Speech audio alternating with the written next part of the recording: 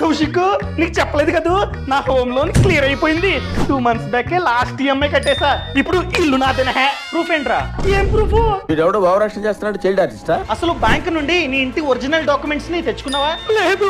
Loan ని clear చేయగానే bank వెళ్ళి ఈ 3 డాక్యుమెంట్స్ ని అడిగి మరీ తెచ్చుకోవాలి. ఏంటి? First one, no objection certificate. Bank వాళ్ళు టైప్ చేసి ఇస్తారు. ఏమని? ఇతను లోన్ అంతా క్లియర్ చేసేసాడు, ₹1 కూడా బాకీ లేడు, మేము కూడా లోన్ అకౌంట్ ని క్లోజ్ చేస్తామని చెప్పి సంతకం పెట్టి బ్యాంక్ మేనేజర్ సర్టిఫికేట్ ని ఇస్తాడు. Second one, loan account statement. ఆ లోన్ అకౌంట్ స్టేట్మెంట్ లో లోన్ అమౌంట్ 0 ఉందో లేదో చూసుకోండి. 0 ఉంటే మాత్రమే కంప్లీట్ గా క్లియర్ అయినట్లు. థర్డ్ వన్, original documents like power of attorney, sale deed, loan agreement papers, title deed, possession letter, అదే విధంగా payment receipts. So loan clear అయిన 30 days లో ఈ అన్ని డాక్యుమెంట్స్ బ్యాంకు మనకైతే ఇవ్వాల్సిందే.